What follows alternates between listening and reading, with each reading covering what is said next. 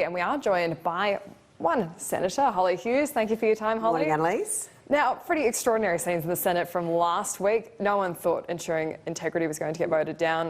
What do you think with MediVac? The government must be confident it can repeal the legislation. Look, I think, last week the name of the bill was ensuring integrity, and if you can't stick by your word, you don't have much integrity, and I think that's what we saw from Pauline Hanson last week. So MediVac's obviously coming up this week, and it'll go through the Senate, and obviously we'll be talking to everyone that we need to talk to and be doing our best to get that through the Senate as quickly as possible. Now, she said that she never gave the government her word and that she's felt like she's been taken for granted. Jackie Lambie's saying the same. Is this just crossbench politicians flexing their muscles? Look, I'll leave it up to them. They need to make themselves relevant in their own special way. So they're not discussions I'm involved in. So I'm not going to hesitate to guess as to what occurred there. But I certainly think the one thing you do have in politics is your integrity and your word, and it's important that when you give it, you keep it. So it'll be interesting to see whether or not that's the tack that's taken in future. There you go. And then this week, you've been moving for the establishment of an Autism Committee, which you've been successful in doing.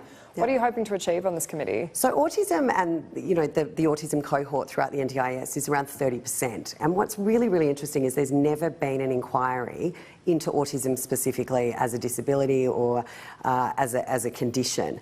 And so what we've done last week is set up a Senate Select Inquiry, which will allow us to look at whole of life around autism from the very early stages of diagnosis and how we then help parents on that journey at the very beginning through to all the transitions of life, because transitions for anyone can be difficult, whether it's transition to school, high school, into work, and then those life transitions like puberty that can be difficult for anybody. But when you put autism into the mix, can be incredibly difficult, and how we can better support families and people on the spectrum through that journey. And I think also one of the things that we'd like to see come out is autism is a spectrum, and you have people at very, very different ends of it.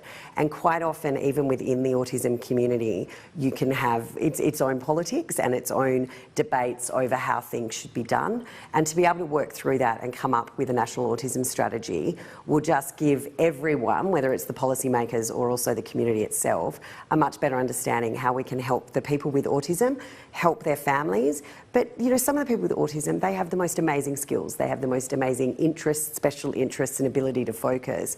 And it's how we can better as a community harness those, because I think at the moment they do represent a very big underemployed section of the community.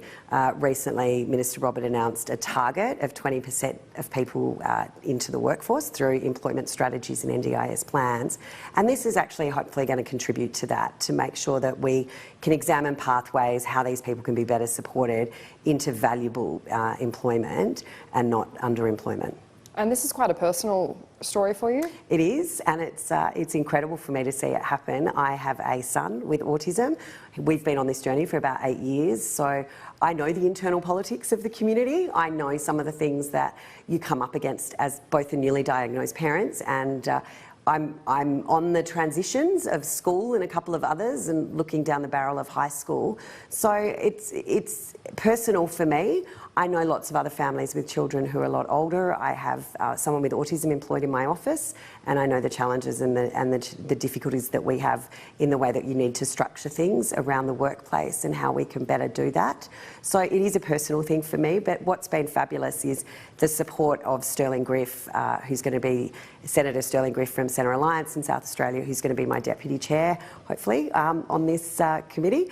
But that he doesn't have that personal connection, but he has such a wonderful commitment to making sure that this is a success. And we're supposed to be joined by Sterling Griff, but he's been stuck in the Senate chamber. It's been an interesting morning already, and it's only day one of the last week, so I think we've got an interesting few days ahead. It will be absolutely interesting in the Senate. I mean, if MediVac doesn't pass, the government is really being stymied by the crossbench. Is there more you guys could be doing to keep them on side? Look, I think I'm doing all I can be doing, working closely with Sterling Griff, certainly the Autism Inquiry, and I'll continue to do that. Hollie Hughes, thank you so much for your time. Thanks, Annalise. Now, authorities have identified the second